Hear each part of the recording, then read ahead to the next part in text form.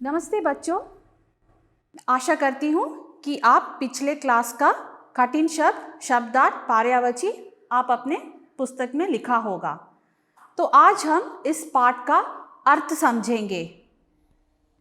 आइए देखते हैं इसका पहला लाइन। पोंगल कृषि से जुड़ा हुआ दक्षिण भारतीय का प्रमुख पर्व है। सो हियर कृषि means agriculture, Dakshin means south, Pramukh means main. So, Pongal is one of the main agriculture festival that is celebrated in South India. यह जनवरी के महीने में मनाया जाता है। मनाया जाता है means celebrate. So, it is celebrated in the month of January. इस दिन सूर्य देवता को भोग चढ़ाते हैं। भोग चढ़ाते हैं means offering food. So on this day people offer food to the sun god.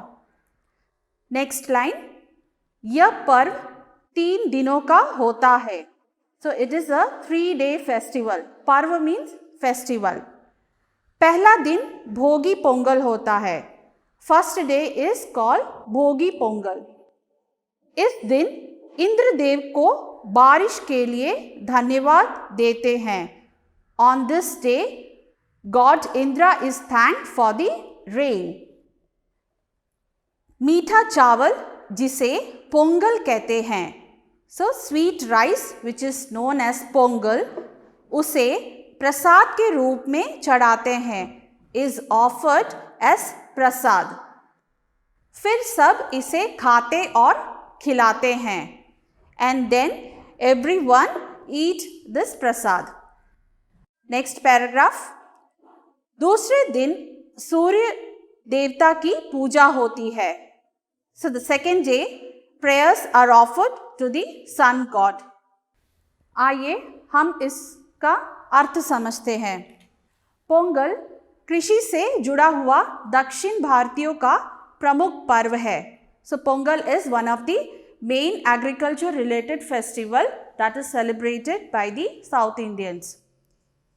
यह जनवरी के महीने में मनाया जाता है। It is celebrated in the month of January. मनाया जाता है means celebrated.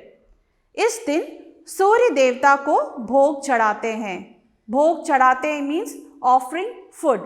So on this day people offer food to the sun god. Next paragraph, यह पर्व 3 दिनों का होता है। It is a 3-day festival. पर्व मीन्स फेस्टिवल। पहला दिन भोगी पोंगल होता है। So the first day is known as Bhogi Pongal. इस दिन इंद्रदेव को बारिश के लिए धन्यवाद देते हैं। तो बारिश means rain. So on this day god Indra is thanked for the rain.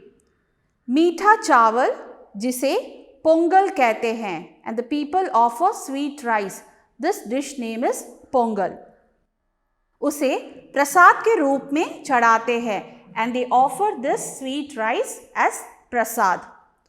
फिर सब खाते और खिलाते हैं, and later on everyone have it. Next paragraph, दूसरे दिन सूर्य देव की पूजा होती है। Next day prayers are offered to the sun god. खेती में सूरज की किरणें मदद करती हैं। So the sun rays are helpful in the farming. इसलिए घर की महिलाएं उबला हुआ चावल सूर्य देव को अर्पित करती हैं। महिलाएं उबला हुआ चावल, यह महिलाएं मीन्स लेडीज, उबला हुआ चावल means boiled rice. Arpit means offered. So the ladies offer boiled rice to the sun god. इसे सूर्य पोंगल कहा जाता है. That's why it is also known as सूर्य पोंगल. तीसरे दिन माटू पोंगल होता है. On the third day it is माटू Pongal. इस दिन गाय की पूजा होती है। गाय मीन्स काउ।